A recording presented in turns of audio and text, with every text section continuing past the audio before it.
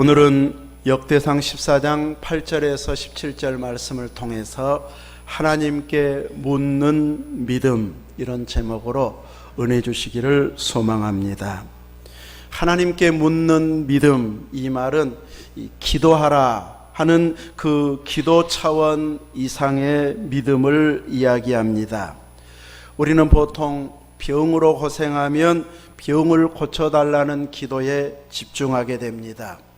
바울 사도도 병을 고쳐달라고, 육체의 가시를 치료해달라고 3번씩 기도했습니다.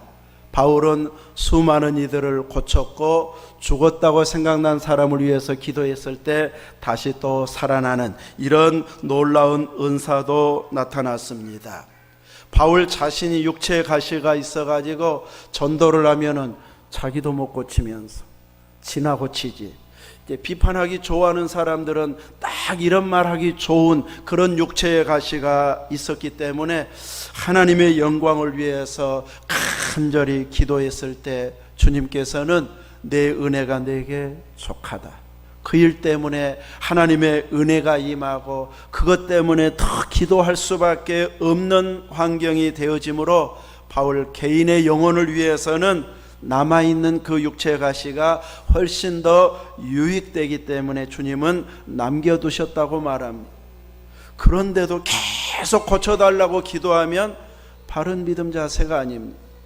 바울 사도는 이렇게 집중해서 기도하고 은혜가 족하다 했을 때는 딱 멈추는 것, 이것이 하나님께 묻는 믿음의 자세에 해당됩니다. 우리들은 자녀 문제를 놓고 기도할 수 있고 경제 문제를 위해서 기도할 수 있는데, 내가 원하는 방향으로 하나님이 응답해 주시기도 하지만 때로는 바꾸기도 하고 전혀 예상치 않는 방향으로 가게 하실 때도 있습니다. 이렇게 내가 원하지 않아도 주님이 원하신다면 제가 따르겠습니다, 제가 순종하겠습니다, 이것이 하나님께 묻는 믿음입니다. 그 믿음을 우리가 소유하도록, 우리가 그 믿음을 갖도록 오늘 이 시간의 말씀을 통해서 사모하시기를 바랍니다. 역대상 14장에 보면 다윗이 왕이, 13장에 보면 다윗이 이 왕이 되어져서 이제 법궤를 다윗성으로 예루살렘으로 모셔오기로 이렇게 작정을 합니다. 그런데 13장에서 법궤를 이동하는 일을 실패하고 맙니다. 원래 모세를 통해서 주신 율법의 법궤를 이동할 때 이 광야에서는 수없이 이동을 했기 때문에 명확하게 이제 말씀을 주셔서 레위인 중에 누구누구가 이 법궤를 메야 된다, 딱 정해 주어 가지고 그 일을 하게 했습니다. 그래서 다윗도 법궤를 메고 올라와야 된다, 말로는 그렇게 하는데 실질적으로는 새 수레에다 싣고 옵니다. 정성으로 보면은 수레를 만드는 것이 돈도 많이 들어가고 훨씬 더 정성을 많이 부린 것이 되어집니다. 근데 하나님은 그것을 싫어하십니다. 내가 내 기준의 정성을 다하는 것보다는 하나님이 주신 말씀대로 순종해야 하나님은 기뻐하십니다. 수레를 이제 수레에다가 이 제사장들, 레위인들이 수레를 몰고 따라오면서 이제 몰게 되고 다윗과 또 백성들 함께 찬양하고 즐거워하고 레위인들은 악기를 동원하고 찬양하면서 막 크게 찬양하니까 이 소들이 놀래버립니다. 소가 놀래버립니다. 그래가지고 뛰게 되니까 법궤가 이제 거기에서 떨어지게 생겼습니다. 그러니까 웃사가 하나님의 법궤만큼은 떨어지면 안 되지, 아마 그 마음 때문에 저는 붙잡았을 것으로 생각합니다. 그런데 하나님께서는 그것을 진노하시고 치셨습니다. 그래서 다윗은 하나님께서 내 성에 오는 것을 좋아하시지 않는가 보다, 그래가지고 낙심이 돼가지고 오벳 에돔의 집으로 모셔가게 합니다. 그도 레위인이었기 때문에. 원래 이 성경에서 하나님께서 요구했던 것은 레위인이 맬 때도 법궤가 손에 닿으면 안 됩니다. 이 채를 가지고 이 고리를 만들어서, 법궤의 고리를 만들어서 이 채를 거기에 끼워 가지고 들게 합니다. 고리 속에다가 긴 장대를 이제 양쪽으로 2개 넣어 가지고 앞에 2사람, 뒤에 2사람 이렇게 어깨에 메고 이동을 하게 하고 있습니다. 손이 닿지 않도록. 그래서 이렇게 온 마음을 다해서 이렇게 이동을 해야 되는데 다윗은 그것을 지나쳐 버린 것 같습니다. 너무 법궤 모셔오는 일을 막 좋아하고 기뻐하고 또 온 국민적으로 막 열광적으로 진행하다 보니까 그것을 가볍게 지나쳐 버렸는데 하나님은 그 일을 결코 지나치지 않으셨습니다. 모세 때도 보면은 하나님께서 애굽에 가라, 파라오에게 가서 이제 하나님의 백성을 보내라고 해라, 이제 강력하게 이렇게 가도록 촉구해 놓고 지금 가고 있는 그 숙소에 찾아와서 모세를 죽이려고 했습니다. 가라고 할 때는 언제고 숙소까지 찾아와서 죽이려고 합니다. 근데 그 아내 십보라가 이제 어떻게 해요? 모세 아들을 얼른 할례를 행합니다. 그러면서 피난 편이라고 모세 발 앞에 그 피를 이제 할례 받은 그 피를 던졌을 때에 하나님께서 모세를 살려주셨습니다. 다 일을 맡겨도 잘못해도 내버려 두는 분이 아니고 하나님의 거룩을 손상시킬 때에는 단호하신 하나님, 진노하신 하나님, 징계하시는 하나님이십니다. 그래서 이제 더 이상은 이제 다윗이 못 모시겠구나 이 생각을 했는데 오베데돔의 집에 하나님께서 막 복을 주시는 것, 소유의 복을 주시는 걸 보고 오는 것을 하나님이 싫어하신 것이 아니고 우리가 잘못 운반했구나, 규례대로 안 했구나. 그리고 깨닫고 나서 15장에 가서 제대로 레인들로 하여금 법궤를 매게 해서 규례대로 메고 왔을 때는 이제 하나님께서 기쁘게 그곳으로 오시게 되어 정한 곳에 모실 수 있게 되어졌습니다. 이렇게 13장은 실패하고 15장은 성공적으로 이동을 하고 있는데 오늘 본문은 그 사이 14장의 딱 사이에 끼어 있는 본문의 내용입니다. 오늘 본문에서는 다윗과 블레셋과의 전쟁이 기록이 되어 있는 내용의 말씀입니다. 역대상하는 다윗 시대에 기록한 내용도 아니고 이스라엘 백성들이 바벨론의 포로로 끌려갔다가 예배가 이렇게 소중하구나, 성전이 이렇게 소중하구나, 이제 우리가 제대로 예배를 회복하자, 그런 사모하는 마음을 가지고 예배에 성전 모임에 집중하도록 역대상하를 기록했습니다. 나중에 이제 다시 종합적으로 기록하면서 14장을 딱 그 사이에 성령의 감동으로 이제 넣게 한 의도가 분명히 있었을 것입니다. 법궤 이동하는 데만 집중되어졌다면 그냥 13장에서 실패해갖고 다시 이동해가지고 성공했습니다, 그렇게만 기록해도 될 터인데 블레셋과의 전쟁을 보여주고 기록하고 있고 다윗이 그것을 물어가면서 전쟁에 임하는 그것을 기록해 가지고 법궤가 오기 전에 이것부터 해결되어져야 된다는 하나님의 의도하심, 성령의 의도하심이 있기 때문에 그 사이 14장에 기록하고 있습니다. 법궤를 모셔오기 전에 필수적으로 하나님께서 갖추기를 원하시는 것이 무엇이었을까요?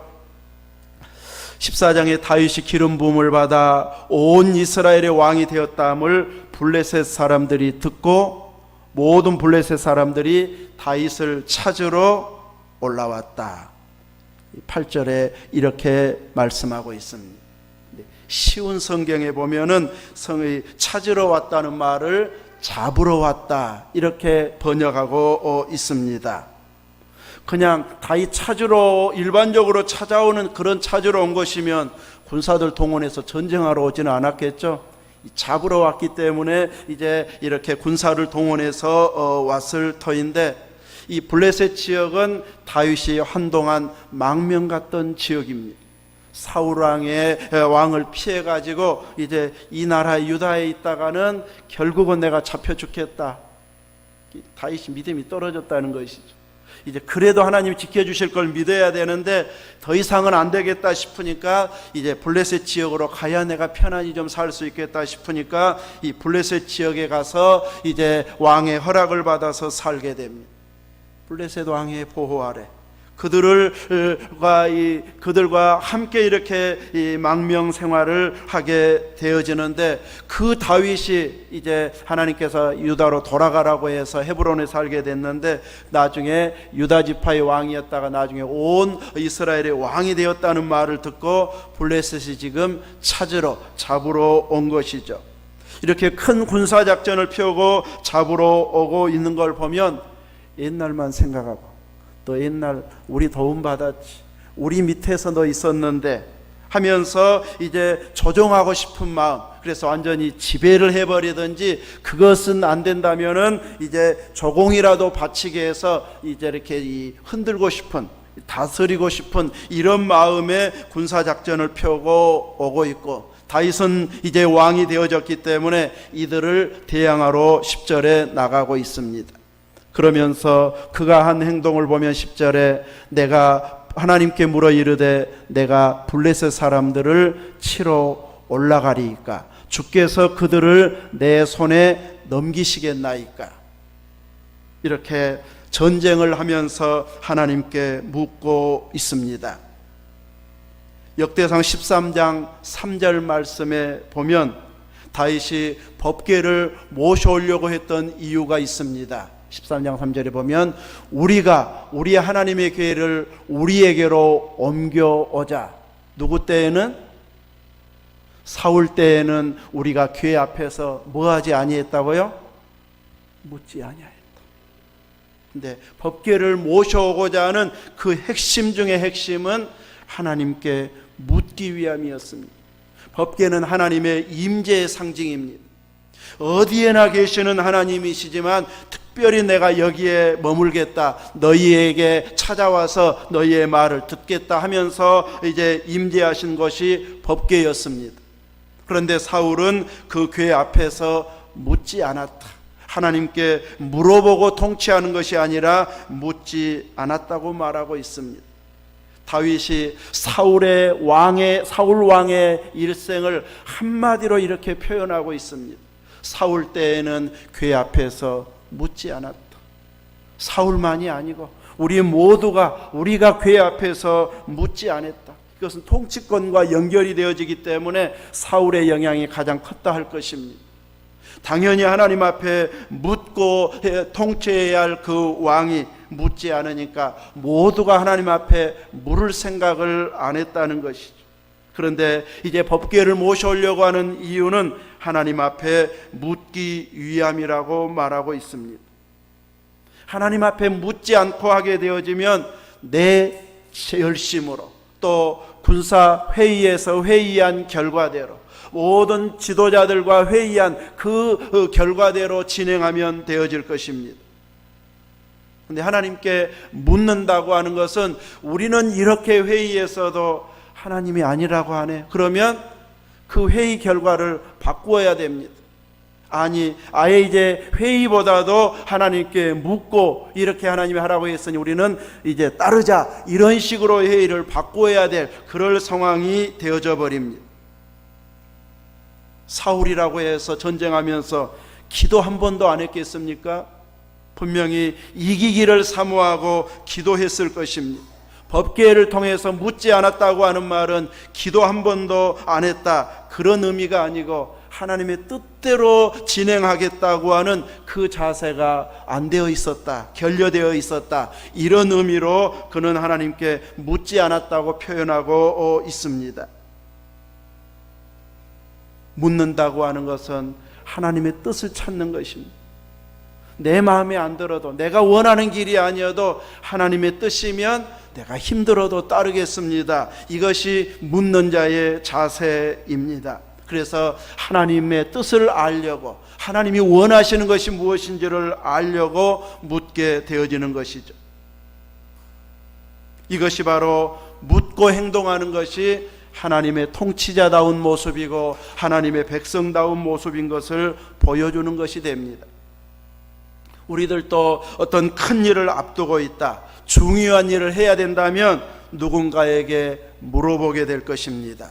새로운 직장을 구해야 된다든지, 직업을 바꾼다든지, 품종을 바꾼다든지, 자녀의 결혼 문제, 어떤 물질을 투자해야 될 만한 이런 상황이라면은 우리들은 누군가에게, 또 전문가에게, 더 잘하는 사람에게 물어보고 이제 이 참조를 하게 될 것입니다.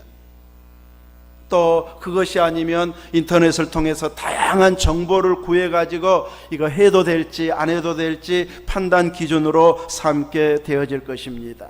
그런데 믿음의 사람들은 여기에서 멈춰버리면 안 됩니다. 이것 가지고 다 했다고 하면 안 되고, 믿음의 사람들은 항상 하나님께서 원하시는 뜻인지 기뻐하시는 일인지 묻고 순종하겠습니다 하는 데까지 나아가야 믿음의 사람의 모습입니다. 여러분은 큰 일을 진행할 때나 또 늘 해마다 해온 일을 할 때 하나님께 묻고 하고 있습니까? 기도 안 한 사람은 없을 거예요. 다들 기도는 믿음의 사람들은 하게 되어 있습니다. 근데 하나님 앞에 정말로 허락을 받고 일하고 있습니까? 우리는 그 수준에까지 나아갈 수 있어야 할 것입니다. 하나님의 음성이 내 귀에 들리지 않아도 물으십시오. 처음에는 그냥 내가 대답하더라도 물으십시오. 이것이 습관이 되게 해야 됩니다. 내가 물어보고 내가 대답해도요, 하나님이 기뻐하는 쪽으로 가게 되어 있습니다. 왜요? 우리 안에 성령님께서 계시기 때문에. 쉬운 예로 주일날 오후에 자녀들이 찾아오면, 하나님 나 오후 예배 드릴까요? 자녀들 오는데 오후 예배 빠질까요? 물어보면 하나님 뭐라고 대답할까요? 자녀 만나러 가거라. 그럴 것 같습니까? 예배가 중요하지 그럴 것 같습니까? 내가 물어봐도 그 정도 수준은 우리가 답할 수 있잖아요. 이렇게 계속 우리가 묻다가 보면 하나님이 기뻐하는 쪽으로 성령께서 자꾸 우리를 생각을 조정해 주시게 됩니다. 그래서 주일 오전에 오면 안 돼, 나 예배 드려야 돼. 근데 오후에 오면 온다 하면 딱 양보해 버린 경우가 있습니다. 먼 아는 사람이 주일날 결혼한다고 하면 단호하게 거부하는데, 사촌이 한다고 하네, 손녀가 한다고 하네, 그러면 어쩔 수 없네, 그러고 가버릴 수 있습니다. 근데 우리 믿음의 사람들은 하나님 앞에 물어야 된다는 거예요. 이제 묻다가 보면은 이 정도는 물어볼 가치도 없네, 이건 물어보나 마나 하나님의 다 뻔한데 하면은 그것은 물어볼 필요조차도 없이 우리는 바로 행하면, 순종하면 되는 거죠.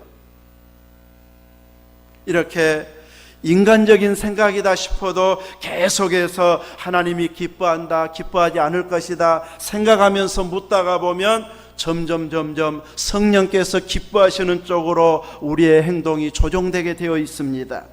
요한복음 14장 26절에 보면, 보혜사 곧 아버지께서 내 이름으로 보내실 성령, 그가 너희에게 모든 것을 가르치고 내가 너희에게 말한 모든 것을 뭐하게 하리라? 생각나게 하리라. 생각을 통해서 성령께서 우리를 조정하시고 깨닫게 하셔서 행동하게 만드십니다. 그래서 우리의 생각이 중요합니다. 성령께서 끊임없이 우리를 간섭하셔서 성령께서 유도 이끄는 대로 우리가 따라갈 만큼의 성숙함, 성령의 민감함이 있게 되어지면 우리들은 성령께서 이끄시는 대로 순종할 성숙한 신앙인으로 자라가게 되어집니다. 이 정도가 되면 이제 어지간한 것들은 묻지 않아도 하나님의 뜻이 무엇인지 바로 알아버리기 때문에 이제 그 수준을 넘어서는 것만 묻게 될 만큼 성숙해지게 될 것입니다. 하나님께서 이제 다윗을 통해서 이렇게 주신 은혜를 보면 하나님 앞에 이 블레셋을 치러 올라갈까요? 저들을 우리 손에 붙여주시겠습니까? 하고 물었을 때에 하나님께서 올라가라, 내가 그들을 내 손에 넘기리라. 10절에 이렇게 응답을 해주시고 있습니다. 그리고 다윗이 그 말씀대로 순종하며 싸웠을 때에 바알브라심이라 흩어버렸다, 이런 이름을 새로 지을 만큼 이 블레셋 사람들의 군대를 완전히 흩어버렸습니다. 그래서 그들이 가지고 왔던 우상들을 버리고 아주 도망가기 바쁠 만큼 혼비백산에서 도망가는 이런 모습을 보이고 있고, 그래서 다윗이 그 우상들을 다 불태우게 됩니다. 블레셋 사람들도 전쟁하러 오면서 자기들의 신을 가지고 왔습니다. 비록 만든 신이지만. 그런데 그 신을 버리고 도망갔다고 하는 것은 그 신들이 자기를 구해내지 못했다, 승리하게 인도해 주지 못했다는 것이, 자기들의 신들도 졌다는 것을 의미해 주고 있습니다. 그래서 다윗은 그것을 철저히 깨뜨리고 부수고 완전히 불태워서 회복하지 못하도록 다 불태워버리게 됩니다. 그런데도 보면 블레셋 사람들이 이 패했는데도 불구하고 또다시 쳐들어오고 있습니다. 아직 뜨거운 맛을 덜 봤는지 다윗과 함께하는 분이 누구인지를 아직 보지 못하고, 다윗 정도는 우리가 이길 수 있을 것 같은데 하는 마음에 이제 옛날 자기들 밑에 있던 수준으로만 생각해 가지고 이번에는 기어이 이겨야 되겠다 하고 또 쳐들어옵니다. 그럴 때 다윗은 동일하게 하나님께 또 물어봅니다. 이것이 바로 여전한 방식의 신앙입니다. 같은 일을 반복적으로 또 해도 당연히 하나님이 좋아하겠지가 아니라 하나님 앞에 물어보고 응답받고 행할 정도의 믿음으로 우리는 올라서야 할 것입니다. 다시 묻는다고 하는 것은 하나님의 영광을 위해서 하나님이 결정해 주는 대로 나는 따르겠습니다, 이 자세가 다윗에게 있었기 때문에 이렇게 계속 묻고 싶어서 법궤를 모셔오고 싶고, 또 실질적으로 그는 물으면서 하나님의 뜻대로 통치해가고 전쟁해가는 이런 모습으로 나아가고 있습니다.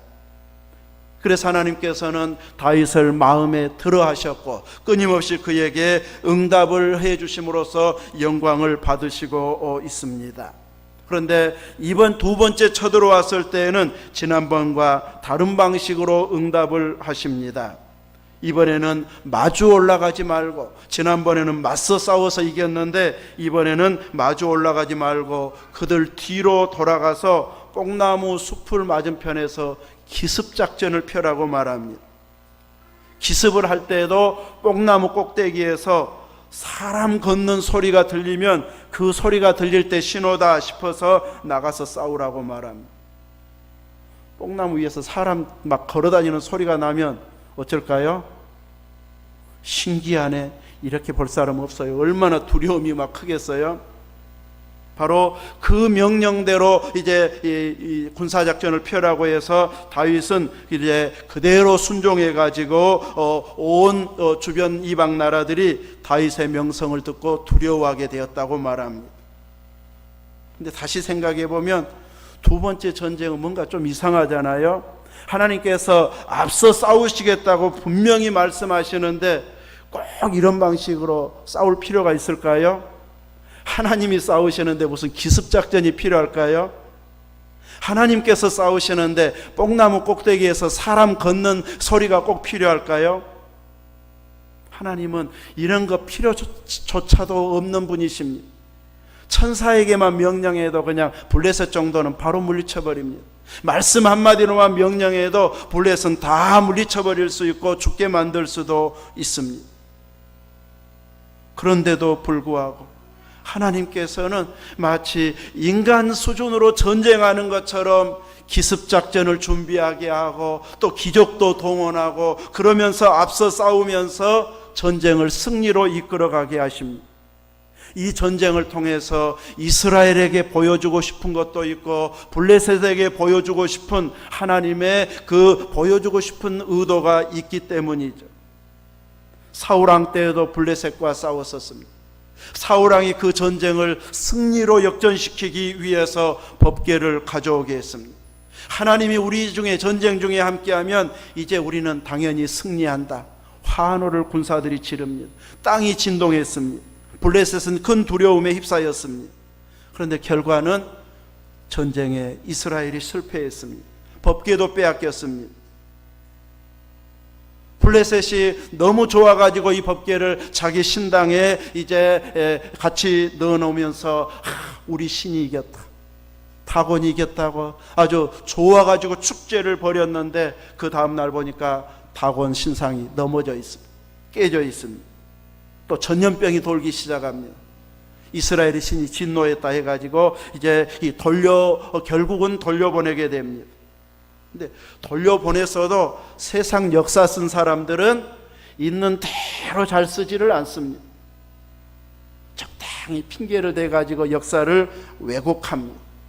우리가 불쌍해서 법궤 그냥 돌려줬어, 뭐 전염병이 왔니, 죽었니, 신상이 깨졌니, 이런 것들은 딱 숨겨버리고 우리가 다 돌려줬어 하면서 옛날에 법궤를 빼앗았던 것만 늘 자랑하고 다닐 수 있습니다. 근데 실은 법궤를 빼앗겼던 이유는 누구 때문이었어요? 엘리와 그 아들들 제사장들의 범죄 때문이었습니다. 그래서 이제 그들을 심판하기 위해서 하나님께서는 이 전쟁에 지게 만들고 법궤를 빼앗기게 만들었습니다. 이스라엘이 요구하면 무조건 들어주시는 하나님이 아니심을 보여줍니다.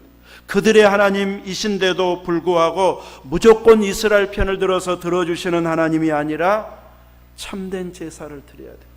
참되게 말씀대로 순종해야 되고, 하나님이 요구하는 대로 회개시키면 회개하고 돌아서야 되는데 절대 회개하지 않고 돌이키지 않고 계속 그 습관대로 제사장들이 나아가 제사를 멸시했기 때문에 하나님께서 진노하시고, 엘리에게도 경고했던 것처럼 남자들은 살아남지 못할 것임을, 다 죽게 될 것임을 선언한 그대로 그 전쟁을 통해서 죽게 만드는 심판을 내리고 있습니다.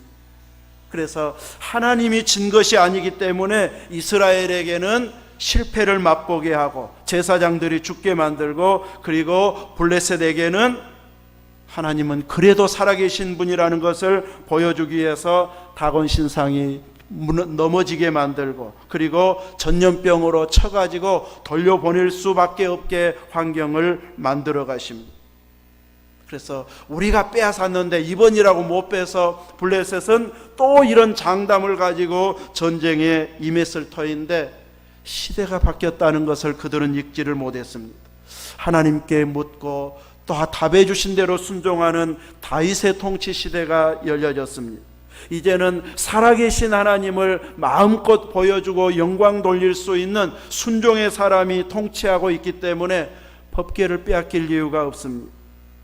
그래서 하나님께서는 이제 이 법궤를 빼앗기지 않고 블레셋의 철저한 패배를 안겨서 이스라엘에게 또 하나님의 법궤를 자기들 마음대로 빼앗아 올 수 있는 것이 결코 아니라는 것을 보여주셨고, 이스라엘을 향해서는 전쟁을 해도 또 법궤를 이동해도 철저히 규례대로 해야 되는구나, 물어보고 해야 되는구나, 또 제대로 하나님을 섬겨야 되는구나, 이것을 철저하게 보여주셔서 블레셋에게는 법궤를 빼앗았다는 생각을 완전히 지우게 만들고, 이스라엘 백성들에게는 철저히 하나님 앞에 순종하는 삶을, 법궤를 모셔오면 순종하고 물어보고 답해 주신 대로 살아야 된다는 것을 철저하게 보게 만드는 것이 블레셋과의 전쟁의 모습이었습니다.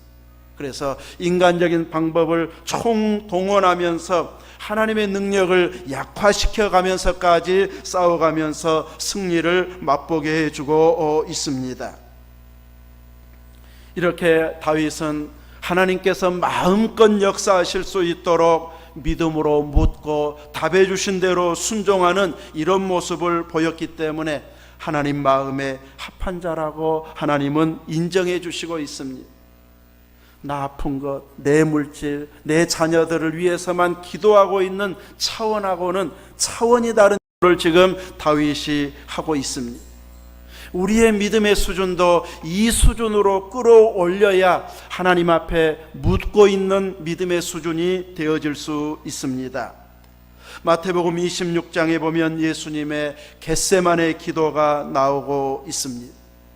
예수님도 끊임없이 하나님께 묻고 구원의 길을 가시는 모습을 우리에게 보여주시면서 우리도 그 길을 가게 하고 있습니다.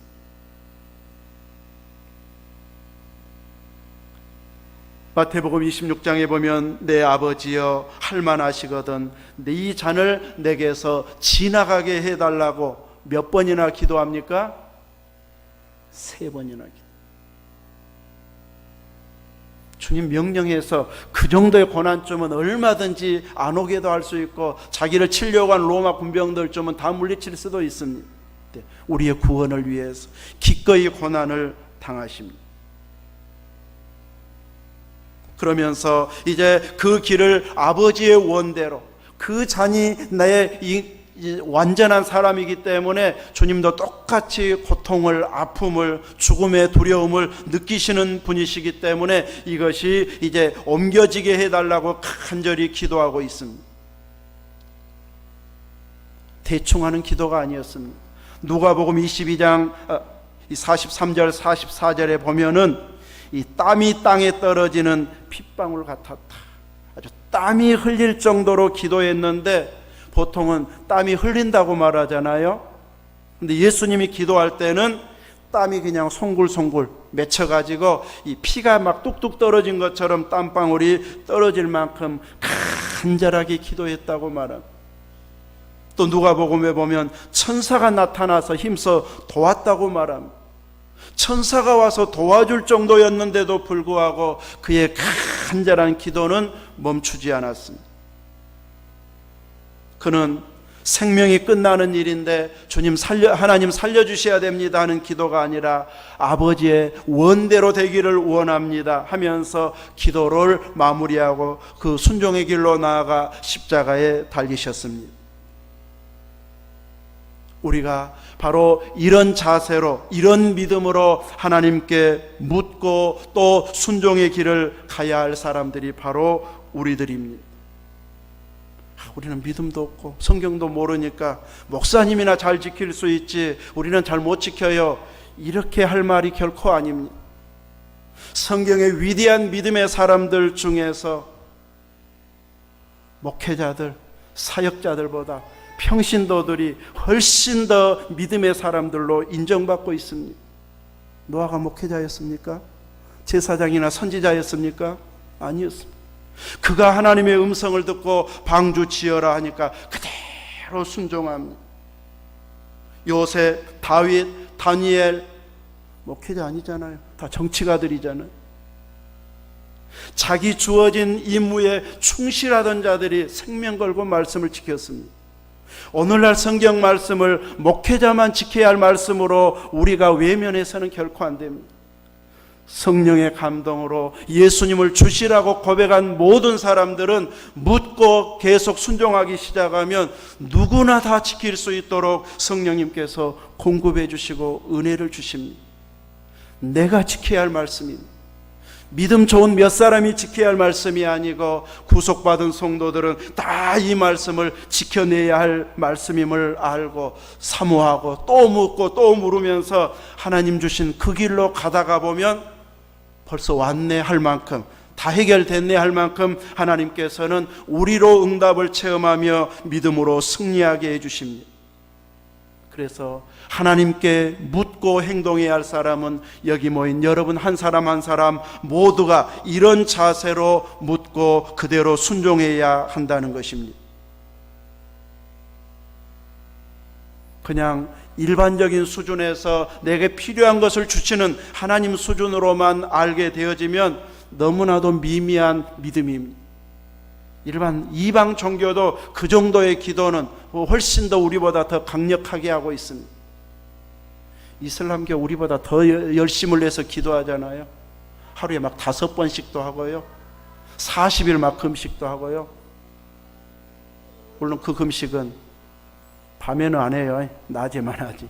그러니까 40일을 막 해내는데 이렇게 막 무슨 기간 되면은 40일 동안도 막 금식하잖아요. 정성으로 보면 우리를 막 뛰어넘습니다. 그런데도 우리들은 예수님의 이름으로 구하는 자들이기 때문에 그들을 능가할 만한 능력들을 주셔가지고 이렇게 하나님의 일을 감당할 수 있도록 주님의 교회를 우리에게 맡기시고 있습니다. 그러므로 우리는 큰 일이든 작은 일이든 끊임없이 묻고 응답받고 분별해서 하나님 뜻대로 순종하는 길을 우리들이 가야 할 것입니다. 밥을 먹을 때에도 물을 마실 때 먹든지 마시든지 성경은 하나님의 영광을 위해서 하라고 말합니다. 옷을 살 때에도 외모를 꾸밀 때에도 하나님 이렇게 꾸미고 싶습니다 물어볼 만큼 세밀하게 하나님의 방식으로 살아보려고 할 만큼 되어지다 보면은 어느 순간 나도 이렇게 성숙해졌네 할 만큼 믿음이 성숙해져 있게 되어질 것입니다. 우리들은 이미 성숙한 자로 장성한 자로 부름받은 자들입니다. 구약과 비교하면 구약의 성도들은 어린아이 수준이고요, 신약의 성도들은 어른 신앙입니다. 그 증거가 성령께서 우리 안에 계신다는 것입니다. 구약 때는 이렇게 성령께서 각 사람 안에 임하시지 않았습니다. 이제 믿는 자 안에 거하신다고 하는 것은 우리를 성전 삼아서 계시는데 저 구석지에 몰아놓고 내 마음대로 살아가는 것은 믿음의 자세가 아닙니다. 중심에 와 계십시오. 나를 인도해 가십시오 하면서 성령님을 중심에 모시고 그분의 인도 따라서 순종해 나아가는 삶, 그것이 다윗의 삶의 자세였고 예수님의 삶의 모습이었고 바울의 삶의 모습이었습니다. 이제 오늘 우리들도 내가 전한 방식의 수준 정도로만 응답해 주시기를 바라는 믿음이 아니고 그 내 수준을, 내 기준을 넘어서서 하나님이 원하는 쪽으로, 하나님께서 요구하는 쪽으로 철저히 순종하면서 하나님의 주권을, 하나님의 통치권을, 주님의 왕되심을 인정합니다는 이런 고백을 믿음으로 보여주는 것이 하나님께 묻고 행동하는 것입니다. 계속 큰 일이든 작은 일이든 이렇게 해도 될까요 하면서 기도하면서 확신 주시면 바로 순종하는 이런 믿음으로 나아가서 하나님 앞에 인정받는 이런 믿음으로 성숙해 가는 자 되시기를, 하나님께 묻고 행하는 이런 믿음 되시기를 주님의 이름으로 축원합니다. 아멘.